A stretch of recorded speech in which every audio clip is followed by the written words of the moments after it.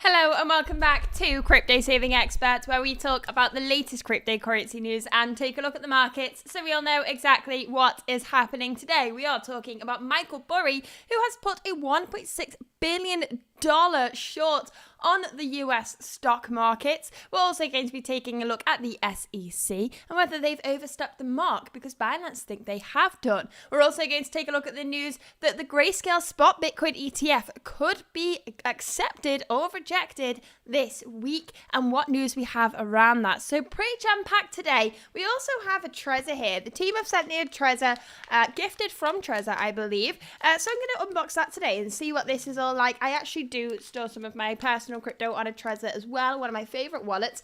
So I'll unbox that today as well with you guys and show you what's inside there in case you want to get your hands on one. So let's first of all go through the cryptocurrency news, and finally then at the end we will analyze the price of Bitcoin as well. So jam-packed stream this morning, or this afternoon we should say. Let's see what's in store first of all. So we'll start off with, let's check in on the chat. Good morning, everybody. Thank you very much for tuning in once again. So we have here, first of all, the US SEC could decide on a Grayscale Spot Bitcoin ETF this week. So let's pull this up quickly. Let's make sure it's all running smoothly. Before we do, please don't forget to like, subscribe, and hit that bell notification button so you don't miss the latest crypto news. First story here is the Grayscale Spot Bitcoin ETF. Could we see a decision on this week? Now, we all know that Grayscale have been trying to get a spot ETF for years and years and years. They have a stock which is not officially an ETF. It is called GBTC. It's a basket of Bitcoin. It's not pegged one-to-one with Bitcoin, so the value fluctuates massively. And they've been trying to transition that into an ETF for a very long period of time. Now, if we take a look at this article, we can see theories are circulating about the SEC could decide on Grayscale's Bitcoin Spot ETF application this week. All of the March 2022 decided cases argued in front of the DC SIR were done within 154 days, save one outlier as 170 days. It's been 156 days since Grayscale was argued, and there was only a small handful of remaining undecided March argued cases. So what's happened here? If Grayscale has actually tried to argue with the SEC and say, look, you're not giving us enough reasoning as to why we can't transition into a spot Bitcoin ETF here. So what we can see here is, in addition to Johnson's, James from Bloomberg acknowledged the reasoning Johnson provided by quoting an image and stating, tomorrow is the 15th of August. So if we take a look at this, you can see the filing dates for all the different spot Bitcoin ETFs. You can see the Federal Register, what date it got put on there. You can see the highest act. You can see the status. You can see the exchange. You can see the custodian. So what we can see here is the SEC next deadline, or the final deadlines here as well. So with the Grayscale Bitcoin Trust refiling, you can see this is a lawsuit, and you can see that the SEC next deadline is the 15th of August. That is today. The final deadline should have been earlier, but obviously we're in the lawsuit process now, so we're waiting to see how that plays out. Another thing I would like to point out at this point in time is, if you take a look at this and what this means, you can see in this table the SEC next deadlines are all pretty close to the start of the year, and the final deadlines are, the SEC final deadline, are all at the start of next year, around March next year. And what do we have next year? We have the Bitcoin halving in April 2024. So this is just before that Bitcoin halving. Does this mean that all of these institutions are able to get in just before the next Bitcoin halving, before that thing that typically triggers a bull market? Well, we'll have to see. It's going to be a very, very interesting time when these get accepted. We've seen a lot of speculation that they are going to all be accepted or denied at once. We're going to see a decision across the board at once for all of these ETFs. Personally, I think that's the best way to go about this, because we are definitely going to see a first mover advantage if we see these getting accepted. They're all going to be competing for market share, and if we have one that gets accepted before the others, we imagine all of the market share will flood in that direction first, and it will be more difficult for the other ETFs to really outperform them. So what we can see here is the pending spot Bitcoin ETF applications. So we're waiting to see what happens. All pretty excited for this. This is a massive, massive change for the cryptocurrency industry. I know companies and analysts in places like JP Morgan have said they don't know how much of an effect this is actually going to have on the price of Bitcoin, but I think the acceptance of these will massively change the sentiment in the industry.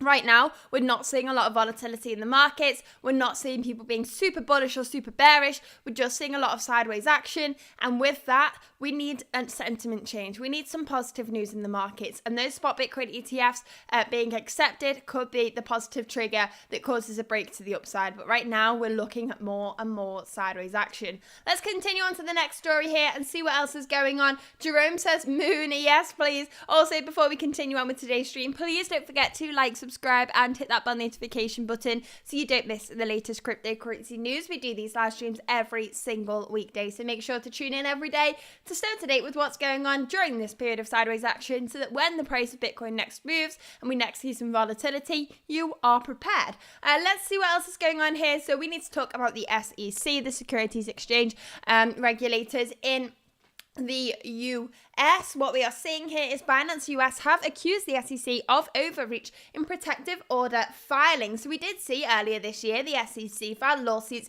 against Binance, against Coinbase, and now we are seeing here Binance US has sought a protective order against the SEC for what the exchange terms as a fishing expedition. The crypto exchange has accused the regulator of going above and beyond the consent order agreed upon in June. So the American arm of the world's largest cryptocurrency exchange, Binance US, has requested the courts to issue a protective order against the US SEC to limit the regulator's reach in the ongoing lawsuit against the company and its founder and CEO, CZ.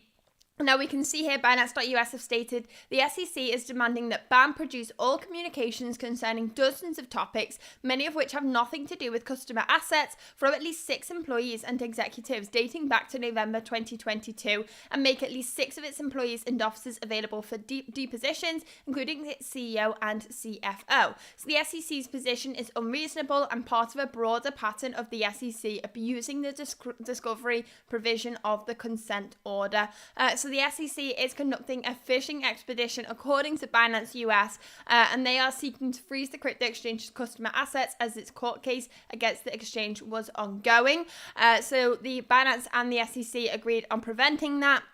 Now what we are seeing is it involved Binance US being more transparent with the SEC, but what's happened here is the motion for a protective order. Binance US has accused the regulator of carrying on an unwarranted fishing expedition beyond the agreed terms. So a bit more squabbling going on here. As expected, we're going to see the SEC continue to fight against the cryptocurrency industry for the foreseeable future, and we're going to see the cryptocurrency industry try and push back as much as possible. What we all want to see here is more transparency. And what we want to see is regulation and clarity in a way that allows the cryptocurrency industry to continue to grow. But the SEC have not really been giving the cryptocurrency industry that within the last couple of weeks. So let's continue on with the cryptocurrency news and see what else is going on here. Please don't forget, if you have not already, to like, subscribe and hit that bell notifications button so you don't miss the latest crypto news. Here we are seeing a unanimous decision for the new CEO of PayPal, really going to be pushing the next generation leader, he's been coined as. So here's who will become PayPal's new CEO amid the company's cryptocurrency push.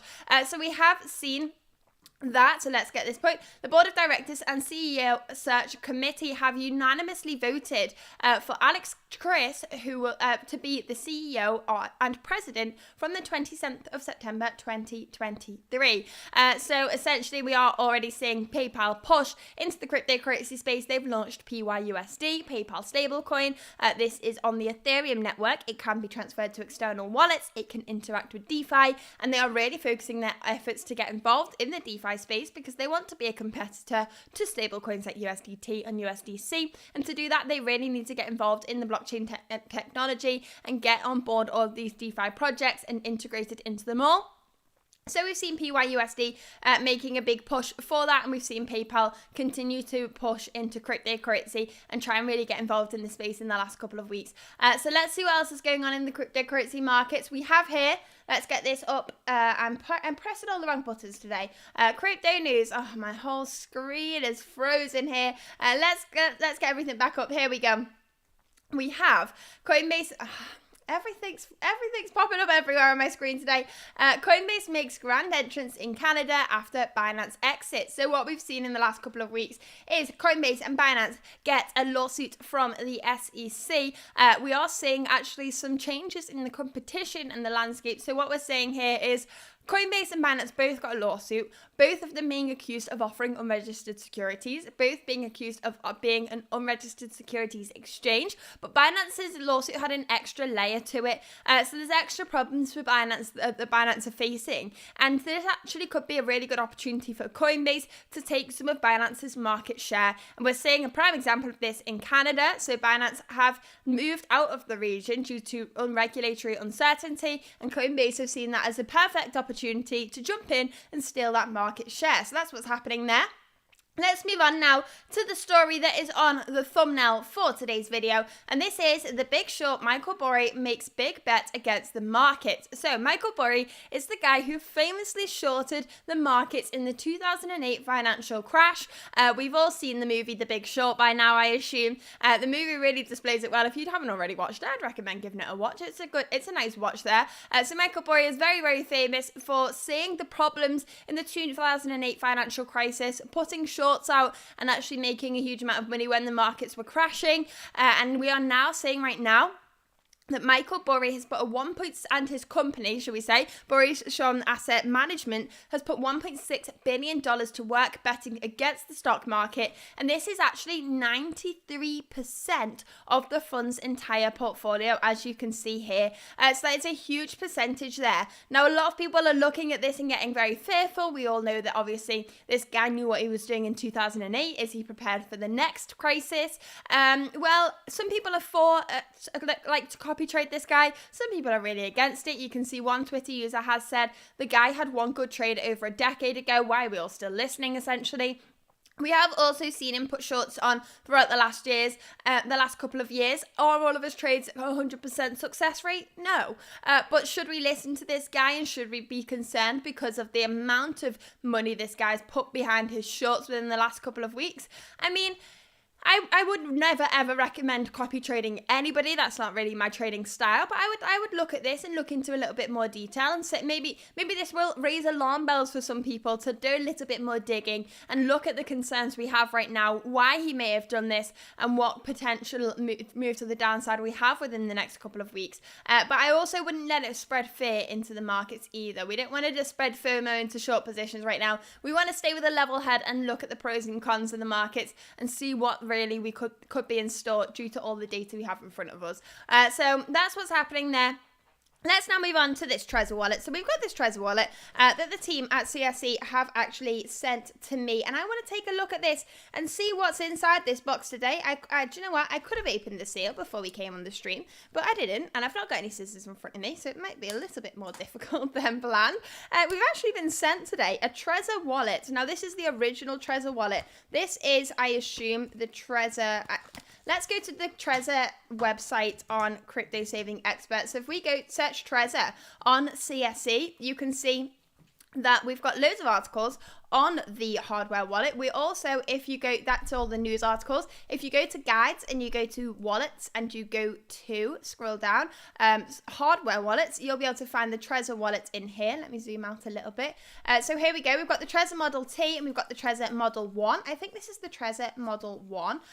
So let's take a look at this. This is the hardware wallet you get inside. And then we've got a whole description about Trezors on the Crypto Saving Expert platform. You get an overview. You get a step-by-step instruction with all of these nice images to make it really, really clear. And we also, I believe, have an affiliate link within this article.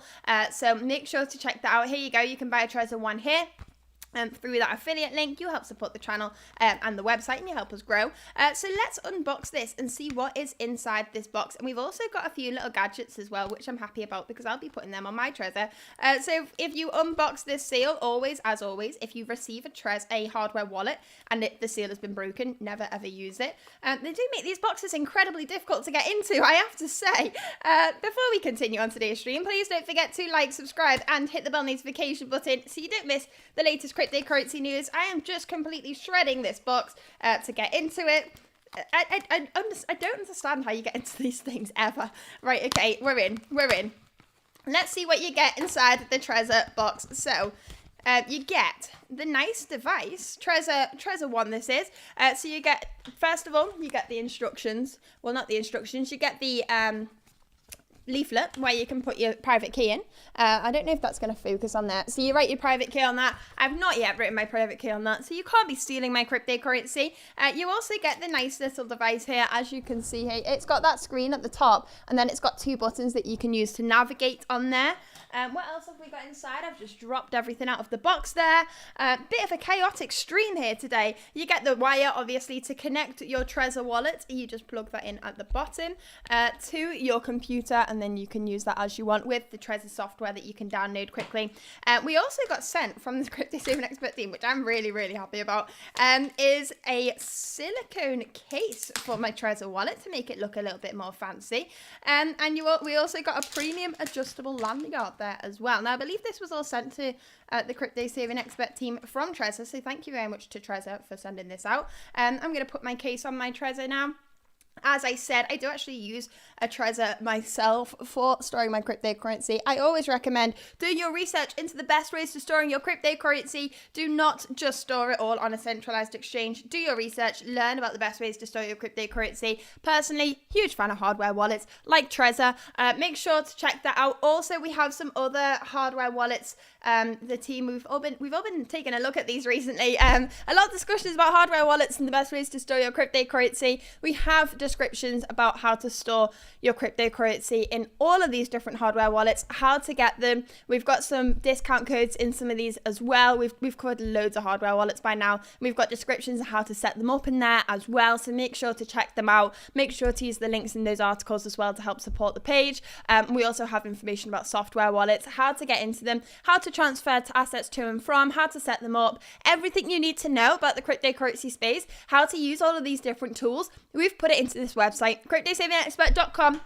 is your free educational tool that you can use to learn about all of the different things in crypto, learn how to store your cryptocurrency safely, learn about the different ways to store your cryptocurrency as a whole, the benefits and pros of each, the benefits and cons of each. We go into detail about a lot of things on there. It's all completely for free, and why not check it out? Why not use the tools that we've provided for you? We've been building this website for over 2 years now, creating all of this information and putting it all together and putting it all on this website so you can educate yourself about the space. And we're at a time now where we're seeing some sideways action. Bitcoin's giving us a little bit of a breather where we can spend time researching things that are important that we don't usually have time to research. So get involved in this space, learn about the cryptocurrency industry, ready for the next move to the upside. We've got all of the information on cryptosavingexpert.com. All you need to do is go over to the website, hit that big blue sign up button, put your information in there, tick that box there, and just press that sign up button, and you get access to these courses that we have on the website here as well. So just make sure to check it out. I cannot recommend our website enough. So that is the Trezor wallet that I've just been unlocking, and we also got a nice little necklace strap, a lanyard maybe, that's what it's called. Not that I'd be using that. I want to be carrying my Trezor around and about with me, obviously, but there you go. That's the Trezor wallet. If you want to pick one of these up yourself, make sure to go to the webpage that I have just been discussing. I will send the link to this in the chat. Let's find where it is. Trezor Wallet 1. There's a Trezor 1 and there's a Trezor Model T. Now, I have used a couple of cryptocurrency wallets. And if you are just investing in one or two different kinds of tokens, then usually the normal version is fine. So for example, when you get a wallet like a Trezor or a Ledger, you'll be downloading the Bitcoin wallet, and then you'll be downloading the Ethereum wallet. So that will be able to hold Bitcoin, it will be able to hold Ethereum and all your ERC20 tokens. But if you then want to download XRP and you want to send XRP to your device, or you want to send a completely different network, then you need to download other networks, and that's when your Trezor or your Ledger will get full. It's not the amount of tokens, it's the amount of networks you're downloading, amount of wallets you're downloading onto your device. So if you want to download loads of different networks onto your device, or the wallets for loads of different networks onto your device, you probably need to go to the next level up. But if you only want one or two, then the Trezor 1 would be fine, and but for more, the Model T is what I'd recommend. A little bit more expensive, but it's worthwhile. So that's what we're looking at there. I hope you enjoyed that little unboxing. It wasn't very aesthetically pleasing because I couldn't get into that box. Please don't forget, before we continue, to like, to subscribe and hit that bell notification button so you don't miss the latest cryptocurrency news. Let's see what's going on here in the chat today. Hennett says it's all about confidence. People can take too much risk. Yes, definitely be careful with what's going on in the markets right now. I think that comment was in relation to Michael Burry shorting the markets with 93% of their portfolio. A huge percentage there. So just be aware of that. I don't think, as I said, copy trading is the best strategy, but I think it's worthwhile looking at these guys, looking at these big players, seeing what they're doing in the markets, and then questioning it and trying to find your own information surrounding that. The reasons why he may have done this, and whether you believe them yourself and you should be preparing your portfolio for that, or whether you're looking at that and you're disagreeing with that decision. And that's absolutely fine. We need to look at a range of different investors and look at the decisions they're making and being able to compile our own evidence to make our own decisions. Nobody is right 100% of the time. As that person said in the bottom of that tweet, he made one good trade in 2008, and I would say it was a very good trade, a very impressive trade. But does that mean we can trust every single decision he's going to make for the foreseeable future? No, nobody knows what's going to happen. We just need to look at the data ourselves and create our own judgment. Now, let's take a look at the price of Bitcoin anyway and see what's going on here. Obviously, on the daily chart, what can we expect? We're seeing more sideways action. I've just realized today we did not start off the stream in the normal way of looking through the market cap this morning. So Bitcoin is down 0.5% in the last 7 days. Not moved at all in the last 24 hours. Ethereum is up 0.08% in the last 7 days. Again, not much movement there. And again, in terms of the daily chart, not much movement here either. We've got a level of support at $29,100. Are we going to see any volatility? We've had strong rejections from this level before. We're not getting those strong rejections this time. Are we just going to bull it right through it and just continue that sideways action? Potentially. That's what I'm looking at here. Until we see some exciting news. If we get those spot Bitcoin ETFs accepted, that would be exciting news. I don't think we have any real reason to see a huge amount of volatility in the markets right now. And without that volatility, we're not going to be able to break through the levels of support and resistance on the chart right now. So until we see some really big news, well, whether that be bullish or bearish, I'm expecting sideways action. And I keep saying that here on the channel. Obviously, nothing is financial advice. Obviously, I am just trying to look at the supports and resistance and see what we can find. Again, if we look at the RSI and the MACD, they're all pretty neutral right now because we've not seen the volatility to see some movement, but just keep an eye on what's going on here. Wait and stay up to date with the cryptocurrency news. I would say now more than ever, we're relying on the cryptocurrency news for some pushes. Typically, the price of Bitcoin can just fluctuate no matter what, but we're seeing this sideways action, and I think we need to be big focused on the news right now because the news is what's going to cause some volatility and what's going to cause some levels of support and resistance to break. Other than that, we have no real reason to move right now. We've still got 9 months until that Bitcoin halving, and Bitcoin seems to be pretty comfy in its current price range, so we'll have to stay tuned for that. But that's all we have for today, so thank you very much for tuning in. As always, please don't forget to like, subscribe, and hit that bell notification button so you don't miss the latest cryptocurrency news. Make sure to check out all the links in today's chat. That's all we have for today. Thank you very much for watching, and